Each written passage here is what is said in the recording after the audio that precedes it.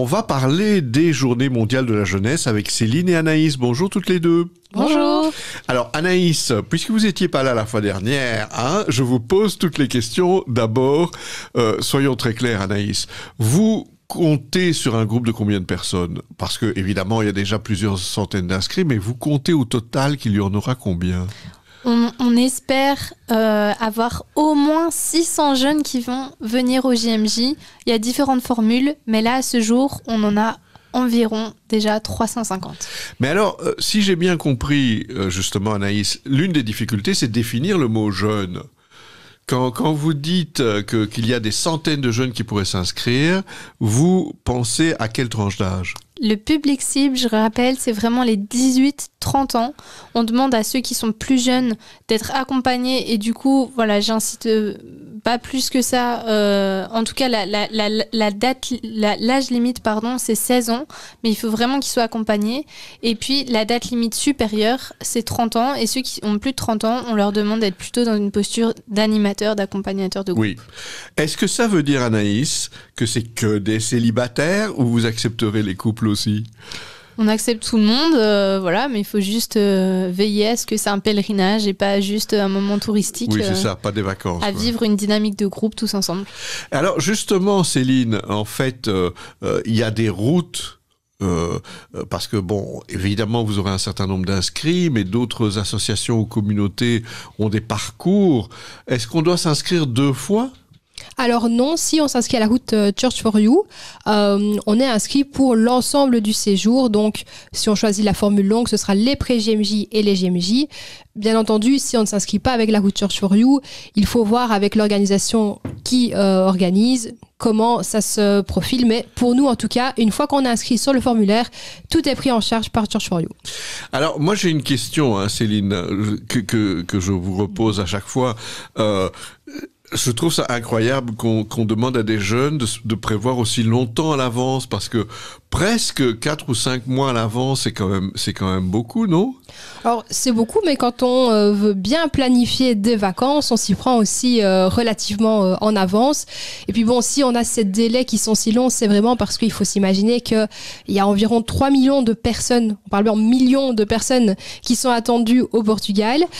Donc forcément, il faut pouvoir organiser en avance ce genre de grand rassemblement. C'est pour ça qu'il faut vraiment essayer de s'inscrire le plus rapidement possible pour que tout le monde puisse s'organiser. Alors Anaïs, justement, c'est au Portugal. Et si on ne parle pas portugais ? On va apprendre parce qu'il y a certains groupes ici de Bruxelles, de Saint-Gilles, particulièrement la communauté portugaise qui va venir avec nous, donc ils vont nous apprendre aussi le portugais. Et puis c'est la débrouillardise. Les chants, tout ça va être possible même si on parle pas portugais. Oui, il y a beaucoup de systèmes de traduction aussi pendant les pré-GMJ. La communauté du Chemin Neuf a l'habitude, c'est une communauté internationale, donc beaucoup de choses seront en français, mais beaucoup de traductions simultanées. Et pendant les GMJ, apportez vos écouteurs et votre smartphone pour suivre tout ça.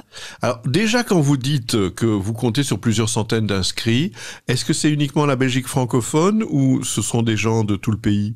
Nous, on est bien sûr, on organise la route francophone, mais on est vraiment en lien et on cherche à être en unité avec les Flamands. Donc, bien sûr que je soutiens les initiatives proposées par IED avec différentes routes et eux, de leur côté, estiment à peu près le même nombre de jeunes.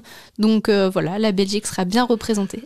Alors, Céline, où est-ce qu'ils en sont, les Portugais ? Parce que j'imagine que vous communiquez, vous avez des échanges. Est-ce que ils sont loin d'être prêts ? Est-ce qu'ils sont presque prêts ? Qu'est-ce que vous diriez ? Alors, il faut savoir que le Portugal est un pays ensoleillé, donc peut-être qu'ils ont une mentalité un peu différente d'autres pays qui ont déjà organisé les GMJ. Donc, on se rappelle peut-être de Cracovie où c'était un peu tiré à 4 épingles. C'est sûr qu'au Portugal, c'est un peu plus relax. Donc, ils vont à leur rythme. Ils assurent que tout sera prêt à temps et on les croit. Mais voilà, c'est sûr qu'ils vont à leur rythme. Un peu comme nous aussi, c'est vrai que pourquoi se presser ? C'est vrai que c'est au final, on dit déjà dans 4 mois, mais c'est encore dans 4 mois. Et donc, pour pouvoir arriver à ces JMJ de manière sereine, il faut pouvoir prendre les choses à son rythme, et c'est ce que fait le Portugal. Alors justement, Anaïs, vous communiquez sur quoi quand les gens vous demandent qu'est-ce qu'on va faire à ces JMJ? Vous leur dites quoi? Parce que ça va pas être prière matin, midi et soir. Enfin, qu'est-ce que ça va être? C'est génial les JMJ parce que c'est pour tout le monde, donc il y aura plein d'activités différentes, à la fois comme tu disais Enzo, des temps de prière, bien sûr on est là aussi pour ça, c'est notre mission dans le cadre de l'église de vous faire découvrir le Christ, mais on le découvre de plein de manières, par des activités ludiques aussi, on a pas mal écho de jeux ou d'activités pédagogiques qui sont en train d'être préparées du côté des pré-JMJ, et puis il y aura des temps de rencontre, des témoignages, des moments culturels, des visites de lieux de culte, des visites de lieux importants au Portugal. Comme et donc, Fatima, je parie. Hein. Fatima, on croise les doigts, mais pour le moment, c'était pas ça au se programme. Fait pas si facilement que ça. On n'est pas prioritaire sur la liste, on va dire ça. Mais alors, justement, Anaïs, est-ce qu'il y aura des mélanges ou est-ce que les gens vont rester, par exemple, entre Belges ou entre Français? Est-ce qu'il y aura des mélanges de groupes? Il y aura des moments, des temps forts qu'on appelle, donc pendant que ce soit au pré-JMJ, pendant le festival, qu'on aura des temps forts où il y a 5000 environ personnes qui vont vivre ces temps ensemble, et puis pendant les JMJ, les temps forts avec le pape qui arrive, des grandes célébrations, des grands moments, et l'après-midi en fait ce qu'ils appellent le festival de la jeunesse, où là on va plutôt être en petits groupes, en petite unité, une petite frate comme on dit, une fraternité, et du coup les jeunes vont rencontrer bien sûr d'autres jeunes, mais le principe de la délégation, c'est aussi de vivre des temps entre Belges pour bien souder le groupe et bien vivre cette unité ensemble. Mais si ça tombe, Anaïs, dans ce groupe belge, je connais pas beaucoup de gens. Enfin, je veux dire, des gens qui vont s'inscrire, il n'est pas dit qu'ils s'inscrivent à l'intérieur d'un groupe. On pousse à ce que les jeunes s'inscrivent en groupe parce qu'on veut transmettre ce message que les JMJ se vivent dans une dynamique et qu'il y a un après en fait, et du coup c'est important de vivre cette cohésion ensemble en groupe, mais le jeune ne sera jamais seul. Et aussi là on insiste vraiment, c'est que c'est un aspect logistique de premier abord de partir en car, mais en fait le car c'est un vrai moyen de faire connaissance ensemble, et du coup voilà, c'est une aventure qu'on a envie de vivre avec les jeunes et de leur redire ce message en disant pendant tous ces temps un petit peu libres, en fait ça va être l'occasion de se rencontrer et d'apprendre à se connaître dans ce grand groupe belge. Alors évidemment Céline, si je suis un débutant total, imaginez je suis un jeune, je sais pas, de 25 ans, je suis un débutant total, j'y connais pas grand chose à la vie chrétienne, oui je connais le groupe un peu autour de ma paroisse, mais je suis un débutant, je pourrais quand même aller au JMJ? Tout le monde peut venir au JMJ, que ce soit des débutants au final. Est-ce qu'il y a vraiment des débutants dans la foi, étant donné qu'en tant que chrétien, on est toujours en apprentissage? Au final, où est le début, puisqu'il n'y a pas de fin? Donc, il pourra toujours venir et s'insérer dans un groupe, il n'y aura vraiment aucun souci. D'autant plus qu'en général, même en tant que, pour reprendre tes mots, de débutant, on connaît quand même les grands jalons. Donc, une messe, a priori, même en tant que débutant, on y est déjà allé. Et donc, ça permet quand même d'avoir des repères dans le programme où on pourrait avoir des choses qui sont connues. Et puis, pour le reste, de toute façon, les JMJ, même quand on les a déjà faits, c'est une expérience à chaque fois qui est nouvelle pour tout le monde. Et donc, il ne sera pas forcément dépaysé ou perdu parmi cette foule de gens. Mais justement, Anaïs, bon, à part que ce sera un moment formidable, la grâce qu'on garde des JMJ, qu'est-ce que c'est? Parce que c'est pas vos premières JMJ, si j'ai bien compris. La grâce qu'on garde d'un événement pareil et qui continue, qu'est-ce que c'est? Je crois qu'on passe de l'euphorie à quelque chose d'une joie intense, de se dire je suis pas jeune et seul chrétien sur cette planète. Du coup, vraiment cette euphorie, elle se transforme en joie profonde de dire je peux découvrir le Christ et qu'il est proche de moi. Et puis après je peux vivre des activités pour continuer à nourrir cette foi, et des activités qui me rejoignent. Tu sais, tout à l'heure, voilà, chaque jeune a sa sensibilité, et quand il rentre en Belgique, nous, notre mission aussi, c'est qu'il puisse continuer à vivre cette joie profonde en se disant je continue à me nourrir à tel endroit ou à tel endroit parce que ça me rejoint plus que d'autres. Donc votre seule mission, ce n'est pas que de les conduire au JMJ au Portugal, mais c'est aussi d'essayer de les accompagner au retour. Oui, tout à fait. C'est continuer à créer ce lien, à créer cette dynamique pour que ça soit pas juste un one-shot et un voyage touristique en disant on est allé au Portugal, on check ça sur la liste. Non, il faut qu'après ça soit... c'est sûrement une porte d'entrée et une grosse étape importante pour certains jeunes, mais faut pas que ça finisse là. C'est le début d'une aventure chrétienne. Alors, le plus facile, c'est, j'imagine, le site Church4You, church4you.be, c'est bien ça, hein? Voilà, c'est bien ça, mais il y a aussi le site jmj.be. D'accord. Qui reprend toutes les informations par rapport au JMJ, pour la route Church4You en tout cas.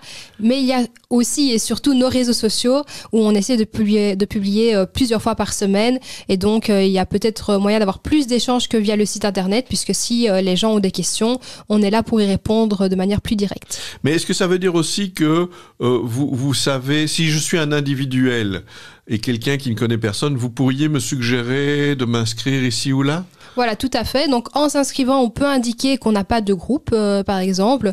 Et puis alors, nous, en interne, on regarde d'où vient la personne pour pouvoir l'insérer au mieux dans un groupe, que ce soit de sa paroisse ou en tout cas de manière régionale, pour que, comme l'a dit Anaïs, après les JMJ, on puisse continuer à porter ce feu et le répandre avec d'autres jeunes qui habitent dans le coin.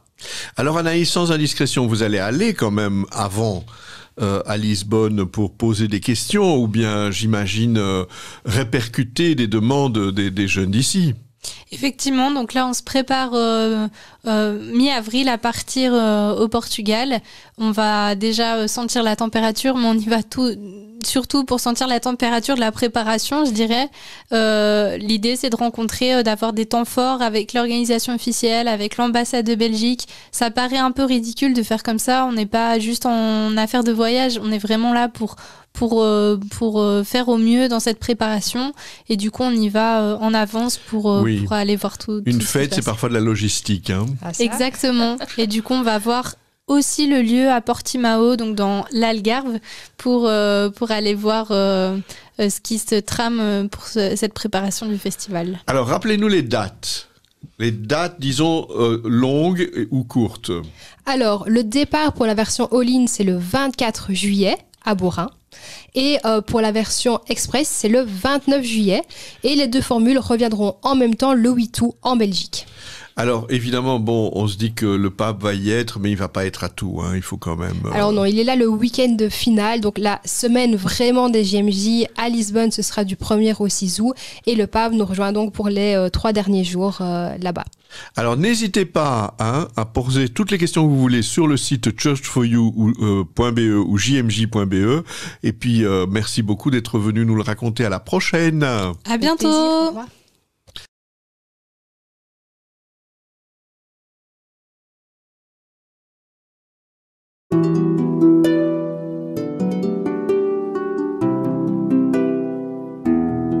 Au fil de la vie, Enzo Bordonaro. RCF est une radio de proximité. Votre radio locale vit grâce à vos dons. Soutenez votre radio. Faites un don en ligne sur rcf.be. Radio Don RCF, la joie de donner.